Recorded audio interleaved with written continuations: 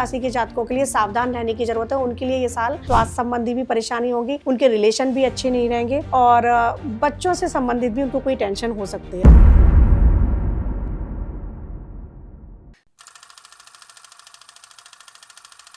मैं ये जानना चाहूँगा 2026 नया साल, हर इंसान ये जानना चाहता है कि ये साल मेरे लिए कैसा होने वाला है, ठीक है? तो अगर आपके पास कुछ ऐसा है राशियों के हिसाब से कि किस राशि वाले के लिए क्या इसमें अच्छा है और किस राशि वाले को क्या एक चीज़ अवॉइड करनी चाहिए, क्योंकि हम बहुत लेंथी नहीं कर सकते हैं इस चीज़ को, इस डिस्कशन को, क्योंकि अदरवाइज तो इस पे आप हो सकता है कि अगले 5 घंटे भी नॉन स्टॉप बोल सकते हैं, राइट? लेकिन शायद हमारे पास या हमारे श्रोताओं के पास भी इतना टाइम ना हो। तो ऐसा कुछ कि मतलब किस राशि वाले के लिए बेटर होने वाला है और किस राशि वाले को क्या अवॉइड करना चाहिए, एटलीस्ट एक एक पॉइंट अगर आप बता दें तो। मेष राशि से शुरुआत करते हैं। काल चक्र की पहली राशि है। मेष राशि वालों के लिए साल अच्छा जाएगा और अगर अवॉइड करने की बात करूं तो उनको अपनी सेहत पर ध्यान देने की जरूरत है। पारिवारिक संबंध अच्छे रहेंगे और ओवरऑल यह साल अच्छा जाएगा। अब बात करते हैं वृषभ राशि। वृषभ राशि वालों जातकों के लिए ये साल बहुत अच्छा जाएगा। वाहन, सुख, मकान, संपत्ति उनके पास आएगी, इस तरह का संयोग बन रहा है। लेकिन उनको जो ध्यान देना है वो ध्यान देना है कि किसी पर भी आंख मूंद कर भरोसा नहीं करना है, क्योंकि धोखे का योग बन रहा है। अगर बात करूं यहाँ पर मिथुन राशि के जातकों की, तो मिथुन राशि के जातकों के लिए ये वर्ष मिला जुला रहने वाला है और मिले जुले का मतलब है उनका स्वास्थ्य थोड़ा गड़बड़ रहेगा। लेकिन अगर करियर की बात करें तो करियर के लिहाज से बहुत अच्छा जाएगा।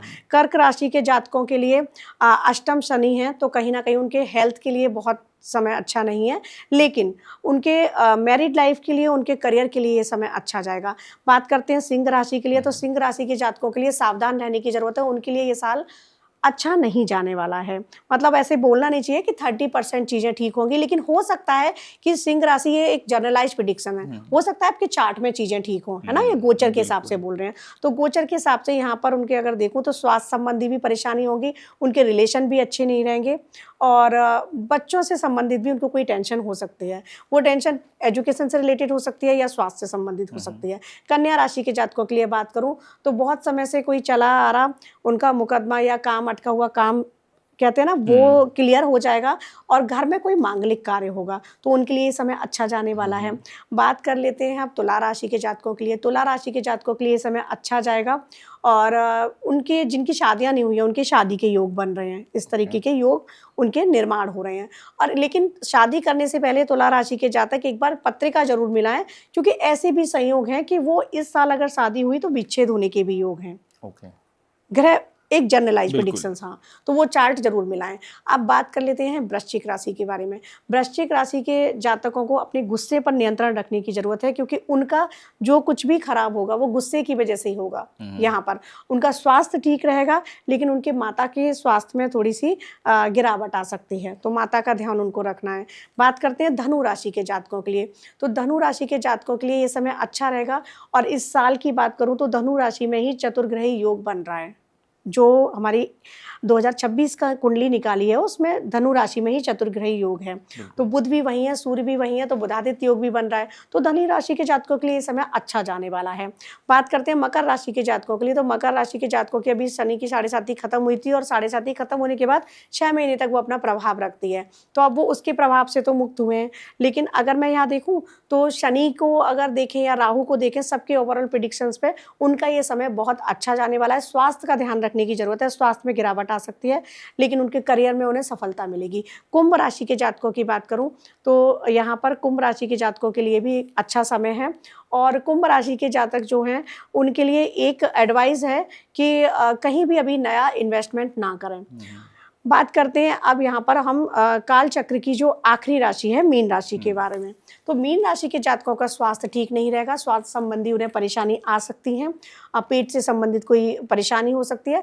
मीन राशि के जातक बार बार मैंने कई जगह बोला है, क्योंकि इस तरह के ग्रह नक्षत्र बन रहे हैं, वो कहीं भी नया इन्वेस्टमेंट ना करें, किसी को पैसा ना दें, अगर दे रहे हैं तो वो हेल्प के बतौर दे दें कि मैं हेल्प कर रहा हूँ। लेकिन अगर आप ये सोच के दोगे कि मैं दे रहा हूँ तो वो वापस मिलेगा, वो रिटर्न आपको नहीं मिलेगा।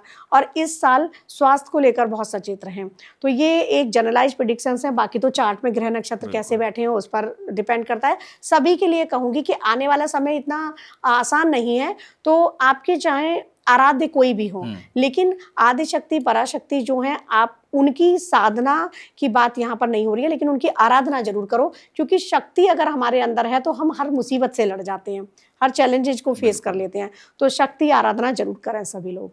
जी मैम, इसी के साथ, क्योंकि बहुत सारे लोगों के लिए हो सकता है अच्छा हो, बहुत सारे लोगों के लिए अच्छा ना हो, जनरलाइज वे में आप हमेशा से कर्मास को ऑन टॉप मानते हैं, और नॉर्मली बहुत सारे एस्ट्रोलॉजर से मैंने सुना भी है, ठीक है, अगर जिनको पता है कि उनका बहुत अच्छा नहीं होगा या मिला जुला होगा, अगर वो उसको ठीक करना चाहें तो ऐसे क्या कर्म कर सकते हैं, मतलब बिना किसी से कंसल्ट किए? बिल्कुल।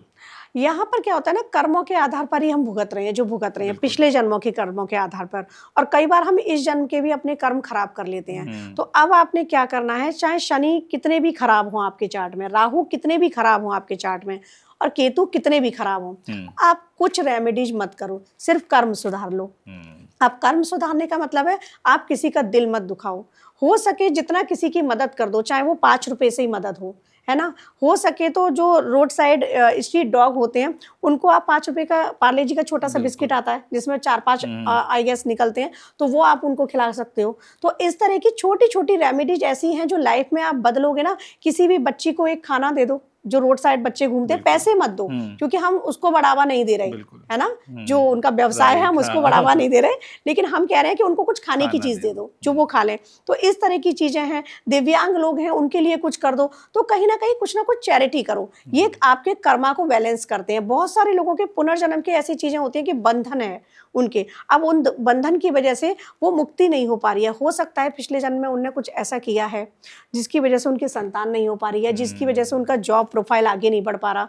तो वो उनके लिए भी एक कॉमन रेमेडीज है कि आप डेली ईश्वर से क्षमा मांगना स्टार्ट करो। आपको नहीं पता, क्योंकि ना चार्ट दिखाया है, मैं यहाँ पे चार्ट की बात ही नहीं कर रही है ना, जनरलाइज है, तो आपने ना चार्ट दिखाया ना आपको पता, आप ईश्वर से माफी मांगना स्टार्ट करो कि मुझे जो भी पिछले जन्म के कर्म हो और जिसकी सजा मैं भुगत रहा हूँ या भुगत रही हूँ, मुझे उनके लिए माफ करो, उनसे मुझे जल्दी जल्दी रिलीज करो, ईज दो मुझे, ये सब मांगना आप स्टार्ट करो।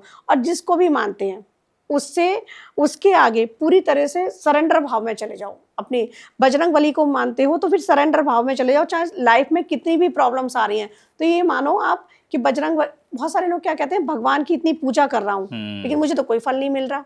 तो आप ये कहीं ना कहीं एक इच्छा या रिटर्न के बेस पे कर रहे हो, वो मत रखो, एक्सपेक्टेशंस रख रहे हो, बिल्कुल मत रखो, अपेक्षाएं मत रखो, आप सरेंडर भाव में जाओ, फिर वो खुद आपको प्रोटेक्ट करेंगे। तो ये सारी चीजें हैं। कर्म सुधारो का मतलब है किसी का भी जाने अनजाने दिल मत दुखाओ।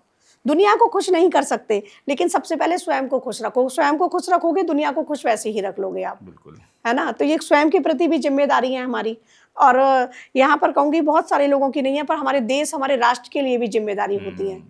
हमारी धरती माँ है, इसके प्रति भी हमारी जिम्मेदारी है। गौ माँ है, उसके लिए भी हमारी जिम्मेदारी है। तो आप कहते हैं ना, जो कर्मा सुधारने वाली बात, आप गौ को बनाना खिला दो, कुछ भी नहीं जा रहा उसमें। कई सारी गौ माता रास्ते में दिखती हैं, है ना, उनको कुछ दे दो। गौशाला में जाके कभी पालक की 10 रुपए की गड्डी ही दे आओ, है ना, आती है, उसको लो, वही दे आओ। तो वो कहीं ना कहीं हम किसी को भोजन प्रोवाइड करा रहे हैं, तो वो कहीं ना कहीं हमारे कर्मा बैलेंस हो रहे हैं। तो लेकिन ऐसा नहीं है कि आप ये सब कर रहे हो और साथ ही साथ बुरे कर्म कर रहे हो। अगर आपके कर्मा बुरे चल रहे हैं और आप कितनी भी चैरिटी करो, तब फिर कुछ नहीं होने वाला, है ना। कर्मा को अच्छे रखना बहुत जरूरी है। मन को अपने निर्मल रखो। अपने मन के अंदर ना मनोज जी, हमारे अंदर ही रावण है, हमारे अंदर ही कुंभकर्ण है, सब हमारे ही अंदर है। तो उनका विनाश करो सबसे पहले, है ना। हम दुनिया को नहीं बदल सकते, हम खुद को बदल सकते हैं। तो खुद को बदल डालो, और फिर ईश्वर कैसे आपकी कहता है ना किस्मत पलटेगा, वो आप भी नहीं जानते। जी। सो मैम, हमने बहुत सारे जनरल क्वेश्चंस पे बात की, ठीक है, ये भी एक जनरल क्वेश्चन है लेकिन बहुत इंपॉर्टेंट है, क्योंकि नया साल हर इंसान चाहता है उसका अच्छा हो, ठीक है। तो कैसे की जाए 2026 की अच्छी शुरुआत, ताकि लाइफ में उसके कुछ परिणाम अच्छे मिले इंसान को? बिल्कुल, 2026 की जो शुरुआत आप करेंगे तो उसमें सबसे पहले आपने भी सुना होगा कि संकल्प लेते हैं लोग, रेजोल्यूशन लेते हैं, है ना। तो वो लेते हैं और 8-10 दिन बाद हम भूल जाते हैं, है ना, कि क्या लिया था। तो मैं यहाँ कहूँगी कि एक छोटा सा संकल्प लो कि हम समय से उठेंगे, समय से सोएंगे और क्योंकि ये आजकल बहुत डिस्टर्ब है पैटर्न, है ना। समय से उठना और उठते ही सर्वप्रथम एक हमारे यहाँ सिखाया जाता था बचपन में, शायद आपको भी बताया हो, कि हथेली दर्शन, कराग्रे वस्ते लक्ष्मी, कर मध्य सरस्वती, कर मूलित गोविंदा, प्रभाते कर दर्शनम। आप अपने रूटीन में फॉलो करो। ये हथेली दर्शन से भी माँ लक्ष्मी की कृपा होती है, और सारे ही देवों का इसमें, और समुद्र वसने देवी पृथ्वी माँ को स्पर्श किया जाता है फिर पैर रखने से पहले। अब बिस्तर से जब पैर रखेंगे तो डेली आपको याद नहीं रहेगा स्टार्टिंग में, लेकिन रूटीन में आ जाएगा तो याद रहेगा। आप अपने ये चेक करो कौन सा नोस्टल चल रहा है ना। फिर उसके बाद जो भी चल रहा है वही पैर नीचे रख दो। ये स्वर विज्ञान का नियम है। पूरा दिन आपका अच्छा जाएगा, और पूरे दिन पॉजिटिव रहना है। कितनी भी लाइफ में टेंशन हो, कितनी भी सामने दिख रहा हो कि प्रॉब्लम्स हैं, 5 मिनट मेडिटेशन में बैठ जाओ। और जैसा मैंने बताया ना, ललिता सहस्रनाम सुनो। आप कोई भी जो आपको अच्छा लगता है, आप स्पिरिचुअल नहीं है, हर कोई स्पिरिचुअल नहीं हो सकता, तो जो भी म्यूजिक आपको अच्छा लगता है 5 मिनट बैठ के ना बिल्कुल वो सुनो। अब मैं कहूंगी कि ब्रह्मांड की ध्वनि सुनने की कोशिश करो। तो वो जब आप सुनेंगे ना, वहां से आपका कनेक्शन होगा। और लो वाइब्रेशन में आपको नहीं रहना है। लो वाइब्रेशन का मतलब नेगेटिविटी को अपने अंदर नहीं रखना है, आपको हाई वाइब्रेशन में जाना है। जब आप हाई वाइब्रेशन में होगे तो सामने वाले को भी आप वही दे पाओगे, है ना। और लो वाइब्रेशन में होगे तो सामने वाले को भी वही दोगे। तो लो वाइब्रेशन में आपको नहीं रहना है। कोशिश करो कि कितनी भी प्रॉब्लम्स है, मुझे पॉजिटिव रहना है और रास्ते आगे के हमको निकालने हैं। तो ये सारे रेजुलेशन है, संकल्प हैं, जिनको आप लेंगे और नियमित करेंगे ना, तो ये आपकी आदत बन जाएंगे। 21 दिन करो, आदत, है ना, हैबिट डेवलप हो जाती है।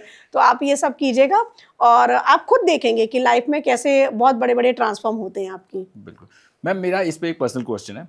ये जो नॉस्टल वाली आपने बात बताई है कि जिसमें मतलब जो चल रही है उसका आपको पैर रखना है, तो कोई इंसान किसी भी फ्लोर पे रह रहा है उससे कोई फर्क नहीं पड़ता, या मतलब जमीन पे ही पैर? कोई फर्क नहीं पड़ता। आप जमीन पे पैर जो रखेंगे। इसी प्रकार से घर से बाहर आप जा रहे हैं, आप जैसे सपोज मुझसे नहीं पूछा कि मैम मुहूर्त अच्छा है या नहीं, पंचांग से लोग पूछ के निकलते हैं कहीं अच्छे काम पे, तो आप तब भी ये चेक कर लो। अगर आपका राइट चल रहा है तो राइट पैर घर से बाहर निकालो, लेफ्ट चल रहा है तो लेफ्ट निकालो।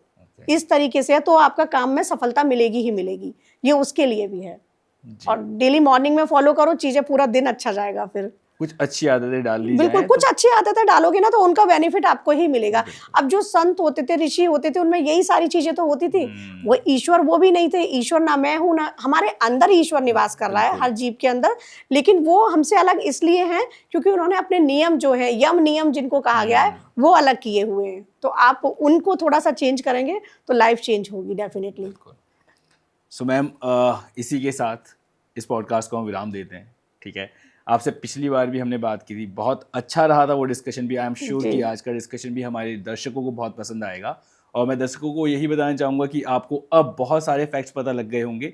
हमने किसी एस्ट्रो चार्ट पे बहुत ज़्यादा बात नहीं की है। इस पॉडकास्ट को हमने बहुत सिंपल रखा है, सिर्फ ये बताने के लिए कि आप ये कॉमन प्रैक्टिसेस फॉलो कर सकते हैं। और फॉलो करके अगर आपको कुछ भी रिजल्ट दिखते हैं तो आप हमें कॉमेंट सेक्शन में ज़रूर बताइएगा।